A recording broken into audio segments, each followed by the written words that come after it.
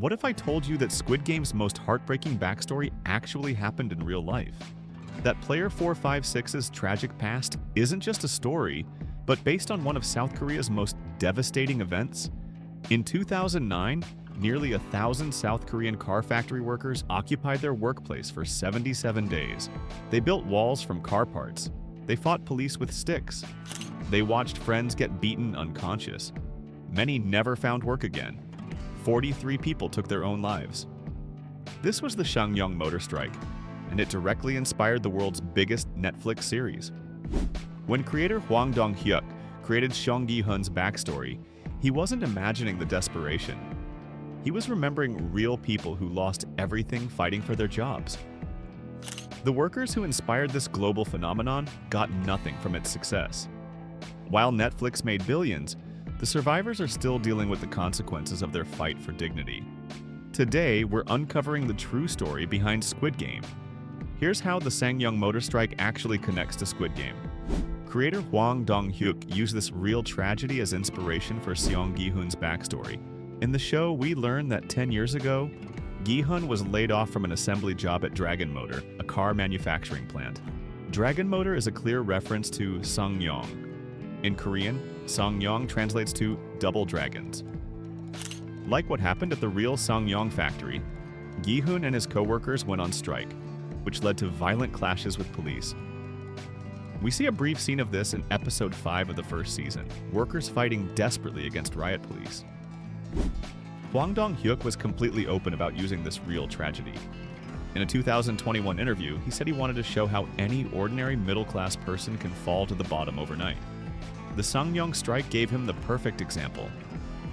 The desperation that drives people to join deadly games, the feeling that you have no choices left, the way regular people can lose everything through no fault of their own. All of this came from what actually happened to thousands of South Korean workers. Let me take you back to January 2009. The global financial crisis hit South Korea hard. China's Shanghai Automotive Industry Corporation, which controlled most of Sangyong Motor Company, went bankrupt. The effect was immediate and brutal. Mass layoffs started right away. About 2,000 workers quit voluntarily in the weeks that followed, hoping to avoid getting fired. But the company wasn't done. In April 2009, Sangyong announced something that would destroy thousands of lives. They would cut 36% of their remaining workforce, including all 970 workers from their plant in Pyeongtaek. These weren't just job cuts on paper. These were real families who had built everything around these jobs. House payments, kids' school fees, medical bills for elderly parents, all depending on paychecks that were about to disappear. The workers had two choices: accept it quietly and watch their families suffer, or fight back. They chose to fight. The following month, over 900 factory workers made a decision that changed everything. They took over the Sangyong motor plant and refused to leave. What started as a peaceful sit-in became what news reports called among the most fierce worker struggles South Korea has witnessed in almost 2 decades. For 77 days, these workers lived inside their factory. They built barriers using car parts. The same cars they used to build were now their shields against police. They shared food, slept on concrete floors, and hoped their sacrifice would save their jobs. The company and government fought back hard. Police surrounded the building. Courts ordered them to leave. When they refused, authorities cut off the water supply, trying to force them out by denying basic needs. Then came the violence. Police used rubber bullets and tasers against workers defending their workplace. The factory became a battlefield filled with tear gas and smoke from fires. As weeks turned into months, numbers dropped, from over 900 to about 700. Families begged loved ones to come home. Trust between workers started breaking down as desperation grew. Here's where the connection to Squid Game becomes really clear. Lee Chung-kun, a union leader who lived through all 77 days, later wrote about what they experienced. In November 2021, Chung-kun made a chilling observation. The order of games in Squid Game resembles the phases of agony Sangyong workers had to undergo. Indeed, the plot appears to be inspired by the 77-day occupation. Chung-kun described how they started trying to help each other survive. But as time went on, they were thrown into a life-or-death situation, often with no other option but to betray and dupe each other.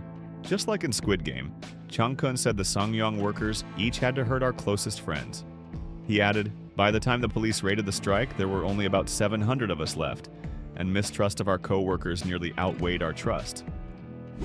The psychological breakdown shown in Squid Game, where desperation turns friends into enemies and survival forces impossible choices, this actually happened to hundreds of workers trapped in that factory for over 2 months.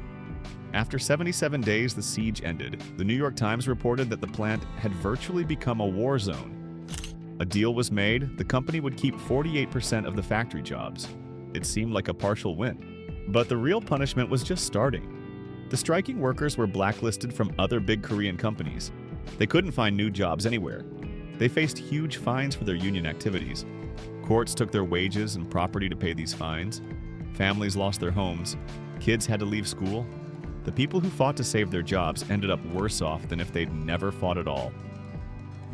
The human cost was devastating. Between 2009 and 2011, 13 Sangyong workers and family members died by suicide because of this situation. Between 2009 and 2018, another 30 Sangyong workers took their own lives for similar reasons. These were real people with real families who paid the ultimate price for believing they deserved dignity at work. When Squid Game became huge worldwide, the workers who lived through the strike had complicated feelings. In December 2024, Lee Chung-kun told the Japan Times that the show's success left him feeling empty and frustrated. He said, "It felt like the story of the Sangyong workers had been reduced to a commodity in the series. Many have lost their lives. People had to suffer for too long." Chung-kun also talked about the brutal reality. We were seen as incompetent breadwinners and outdated labor activists who had lost their minds. Police kept beating us even after we fell unconscious. This happened at our workplace, and it was broadcast for so many to see. The painful irony? While millions watched characters face impossible choices for entertainment, the real people who inspired those characters were still dealing with the consequences of their own impossible situation. Chung-kun pointed out something really disappointing. Despite being widely discussed and consumed, it is disappointing that we have not channeled these conversations into more beneficial outcomes. Their story became world famous, but working conditions haven't really improved. Creator Hwang Dong-hyuk wasn't just observing from a distance. When he made Squid Game, he was struggling with money too, spending hours in cafes reading comics because he couldn't afford much else. In a 2021 interview, Hwang said, "When I started, I was in financial straits myself, and spent much time in cafes reading comics, including Battle Royale and Liar Game. I came to wonder how I'd feel if I took part in the games myself." These comics were about people forced into deadly competitions. But Hwang made a smart choice. "I found the games too complex, and for my own work focused instead on using kids' games." Using childhood games created Squid Game's unique horror. Innocent memories mixed with deadly stakes. But the Sangyong strike gave the show its emotional truth, the real understanding of what drives people to risk everything when they have nothing left. In June 2025, Hwang told the New York Times why the series worked globally. "We touch something in the zeitgeist through Squid Game. The sense of urgency, the sense of crisis that weighs heavily on people's daily lives, it allows anyone to easily relate to Gi-hun. Here's what's hard to accept. Squid Game made Netflix billions of dollars. It sparked global conversations and became a cultural phenomenon. People made memes and bought costumes. But the real workers who inspired this success got nothing. Their suffering became the foundation for one of the most profitable shows ever made. The same system that crushed the Sangyong workers was now making huge profits from their story. The workers who lost everything got zero benefit from the show's success." Chung-kun's observation hits hard. Despite their story being discussed worldwide, nothing has really changed for workers facing similar situations. The entertainment value of their suffering was more important than actually fixing the problems that created their tragedy. Squid Game works because it takes fears we all recognize, losing everything, being thrown away by systems that don't care about us, and shows them in extreme form. Every time you watch player 456 struggle with impossible choices, you're seeing echoes of real people who faced similar desperation with no chance of winning prize money. The Sangyong workers didn't get happy endings. They got blacklisted, bankrupted, and too often driven to suicide. Hwang Dong-hyuk created something powerful by understanding that the scariest stories aren't about imaginary futures. They're about the world we're already living in. The fear of being disposable isn't just Korean or just entertainment. It's a universal human fear that we've turned into a global hit, while the real people who taught us about that fear continue to suffer in silence.